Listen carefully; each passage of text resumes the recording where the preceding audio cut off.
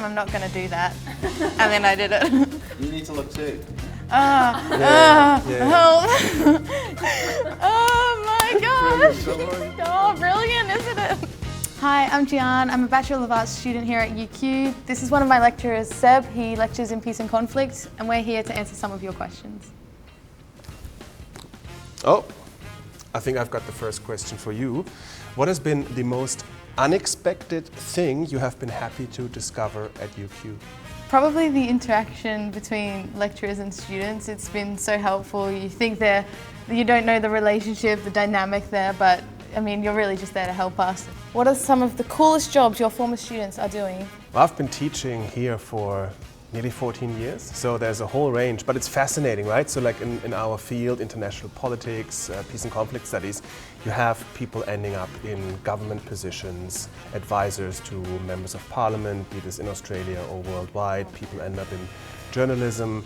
You've got a lot of students who go out and go into diplomacy, they go into the field all over the world, be this as aid workers, be this as development practitioners, be as people who mediate conflicts or who resolve conflicts, who work as peacekeepers, who take care of refugees or are concerned with human rights and gender and women's rights.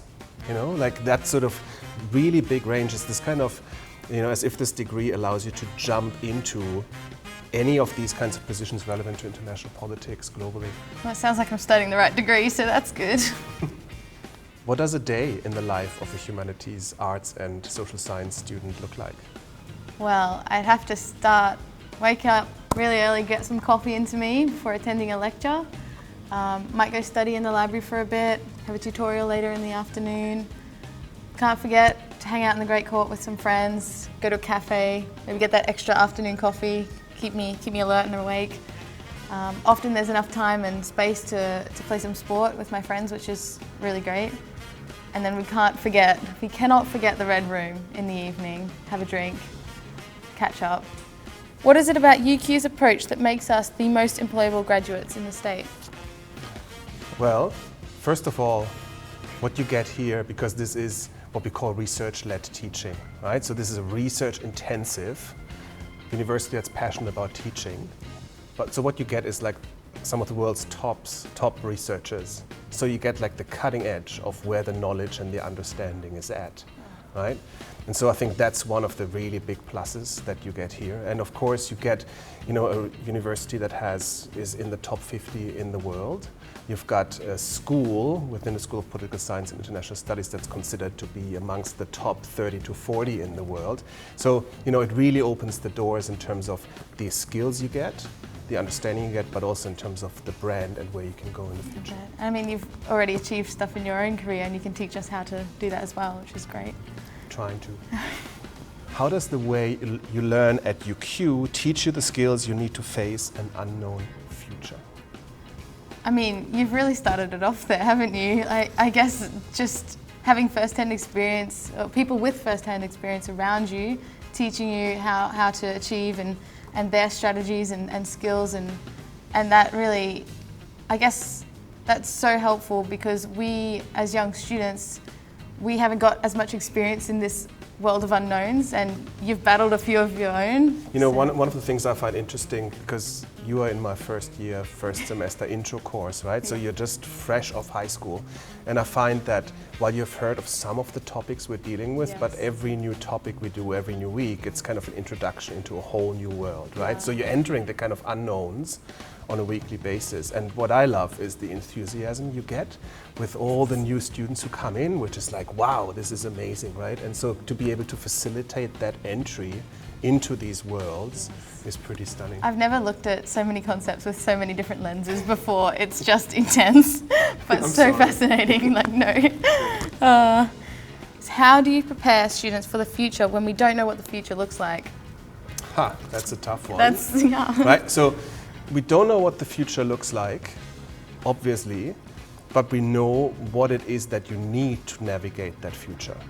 Knowledge is the first one, right? Understand the facts and what's happening. Get the understanding, which is different from knowledge, right? So to be able to grasp something that is inherently complex, sometimes emotionally difficult to cover, to unpack it, to make sense of it, to critically look at it. So the skill set you get will allow you to kind of be parachuted into all sorts of scenarios, professionally or geographically or thematically, that will allow you to actually unpack it and make that your home, right, and have an impact. Definitely, I found myself doing that already, first semester, first year.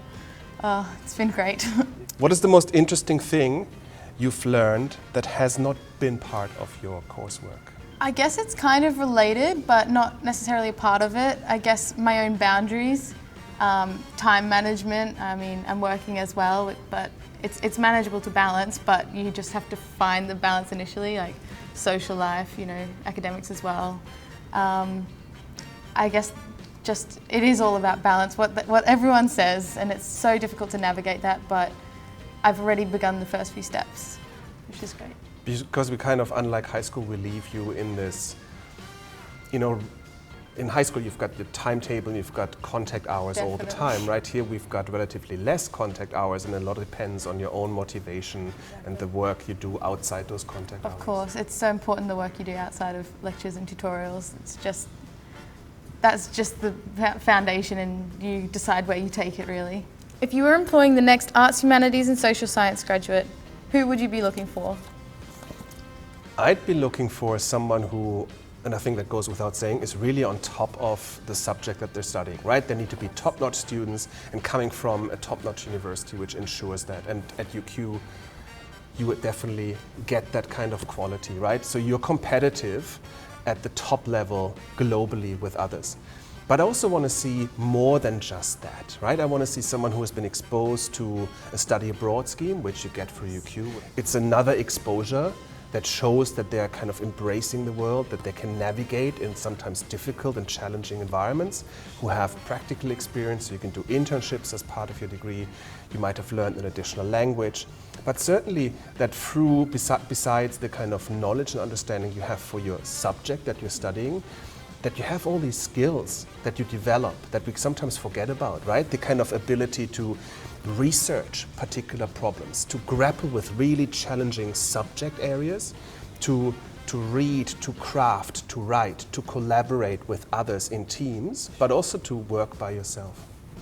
So many exciting opportunities out there to achieve such great things like that. Yeah, and you're just starting out, right? So you still have a few years to it's all ahead of me, isn't it? Make use of them. Yeah, totally.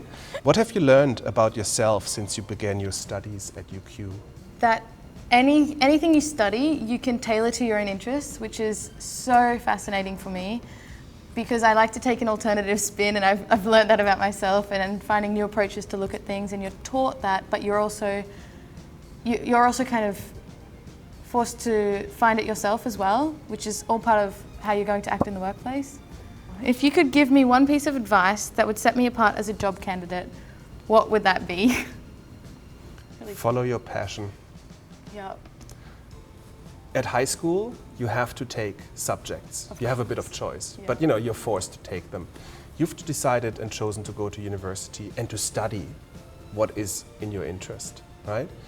And what you study at university is going to be the platform, that's the platform that allows you to jump into a profession that's related to it. It's your life, right? It's really like, you know, why would you choose anything that doesn't drive your inherent interests and passions? So go with that, right? And sometimes you might have doubts about like, well, if I study that kind of subject, will I be able to get a proper job, right, in that kind of field? The answer is, you know, the top students in these areas all get jobs in these fields, right? And you're going to be inherently better as a student if you study something that you really feel passionate about. So go with that. And then, once you go with that, throw everything that you have at it. It's such an amazing opportunity to be able to study compared to the rest of the world's population, and to study at such an amazing university that opens these doors, right? So it's a matter of like you choosing what you're passionate about and then basically driving through that door that's opening for you. It sounds like the most rewarding thing, honestly. I'm really excited to reap the rewards from that. Good. Oh, thank you for your advice. Thank you as well. I think we are out of questions. I think we are too.